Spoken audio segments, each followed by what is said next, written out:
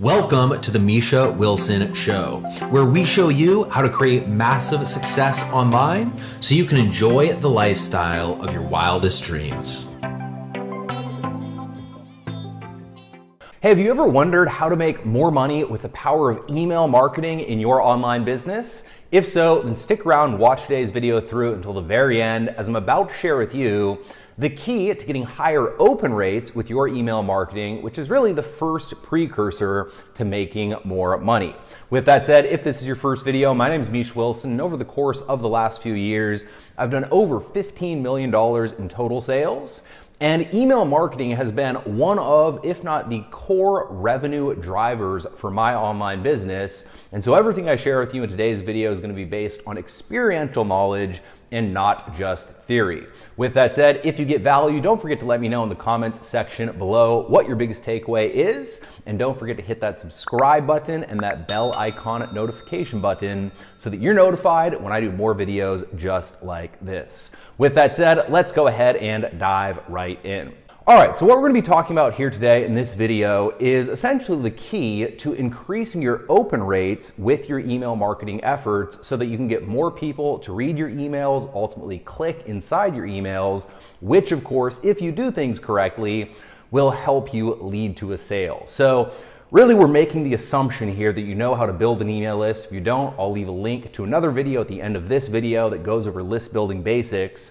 But really, to get value out of this, you need to be able to build a list, you need to have a little subscriber database, and you need to be able to actively mail that list. Now, once you have a list, the big thing to understand is that one of, if not the biggest key to success with email marketing is having the ability to get good open rates and good engagement with your actual list. So if you get good open rates, what happens is that the email service providers and all the various autoresponders see that, okay, this person knows what they're doing. This person isn't sending spam. This person is following best practices, and they reward you by pushing you up onto their best servers. All right, so all the various email autoresponder services have various servers, and when you perform really poorly, you get pushed down onto the bad servers, and when you perform strongly, you get put onto the good servers. And so it can be really hard for someone who's brand new.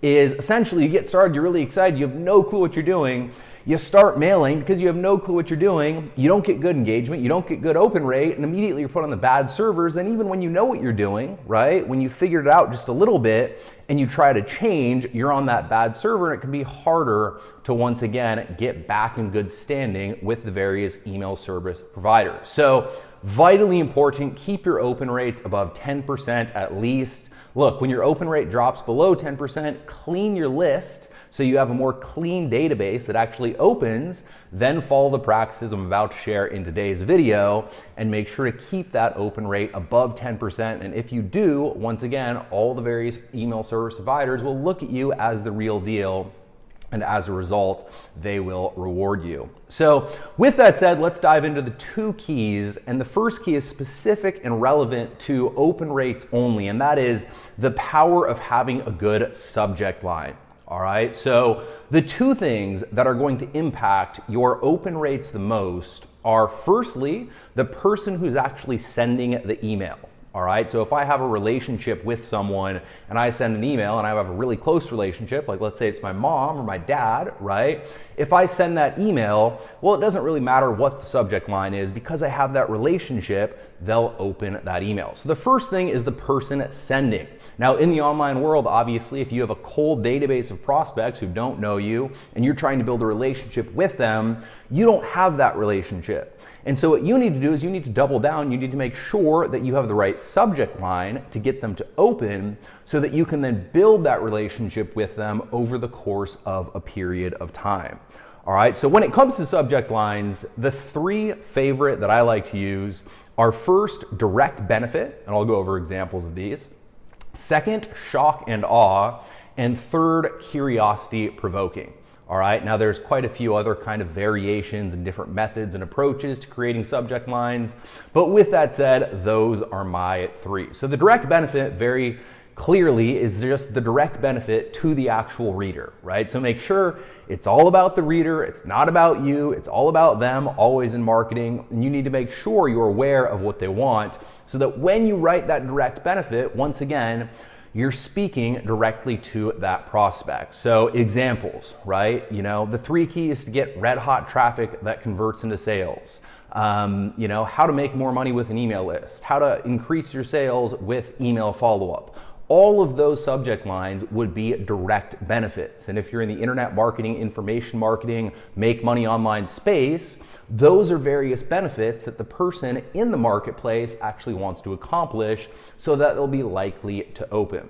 So firstly, once again, direct benefit. Now, my second favorite is shock and awe. Now, shock and awe is when essentially you shock your audience into paying attention, kind of a pattern interrupt in the email inbox to get them to pay attention and open your email. But the key is that you absolutely have to pay it off within the actual email. So you don't send a shock and awe subject line that gets them to open, but then it has zero to do with the actual copy and body of the email itself. So as an example, one shock and awe subject line that I've sent quite a bit that gets a ton of open rates is I think about you in the shower, right? So that's the subject line. Now, someone sees I think about you in the shower, they're thinking, what the hell? Like, what's this guy talking about? The first thing they do is they open it and they read it. Now, within that actual email, essentially what I explain is a student asked me where I come up with, content and topics for these videos and for emails that I write. And the truth is that I actually come up with a lot of content in the shower. Studies have shown that you actually have more creativity when hot water is pouring over your head. And I cover all of that in the email, right? So once again, the subject line is shock and awe, and then I pay it off and I tie in how the subject line can actually help that person in the market. That's how you want to use shock and awe. You don't want to use, I think about you in the shower, and then they open the email and you don't talk about that at all. You just say, hey, check out this, money-making method. It'll help you grow your business in record time. And they're thinking, wait, you just sent, I think about you in the shower. Again, always pay it off in the actual email itself. And then third is curiosity provoking. All right, so a curiosity provoking subject line is very simply kind of a subject line that almost leaves an open loop. So, the secret online method to create more profits quickly. Now that's direct benefit too, but really the secret online method, they're opening because they're curious about what that secret online method is, right? The one little loophole I use to exponentially increase my open rates. Again, there's a benefit in exponentially increasing open rates, but at the same time, the main core reason they're opening is to learn because they're curious about what that one little loophole is. They want to learn what that loophole is because you piqued curiosity. And then once again, just like with shock and awe, be sure to pay it off within the actual email itself, all right? So don't pique someone's curiosity, then they open the email, and then you don't pay it off. That leads to an unhappy subscriber that goes ahead and leaves. So that's the first part of this little video, right? The first thing I wanted to touch on are the 3 favorite subject lines that I use. If you guys want me to do a more in-depth training on subject lines, let me know in the comments section below. I'd be happy to do it. I can go further in depth and share all the various subject lines that I like most, but those are my big 3 favorite.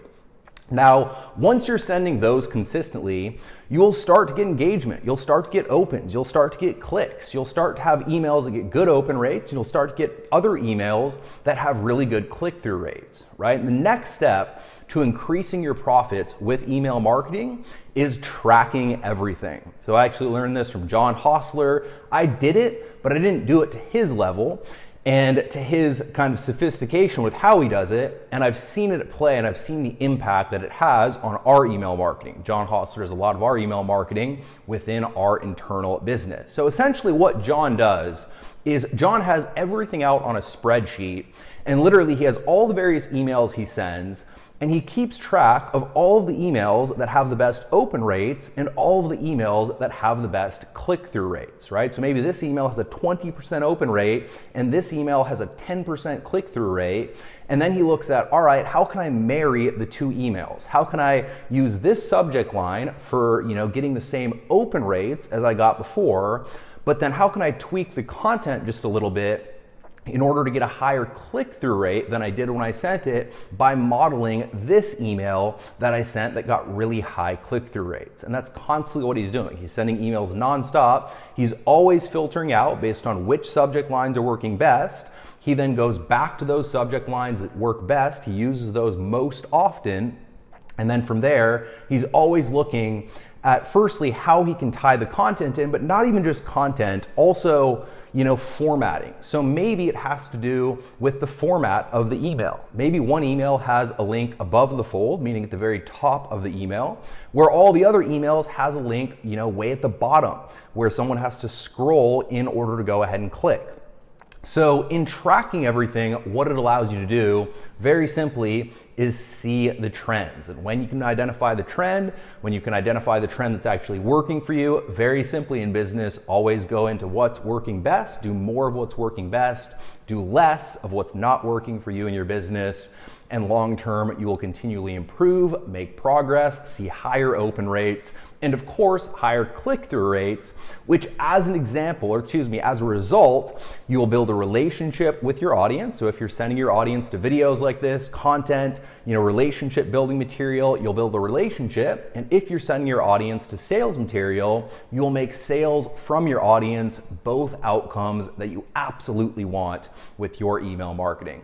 So with that said, I hope you got a ton of value out of today's video. If you did, as always, don't forget to go ahead and hit that thumbs up button below on this video. Let me know what your biggest takeaway was in the comments section below. And don't forget to go ahead and subscribe so that you get updates when I do more videos just like this. With that said, see you in the next one.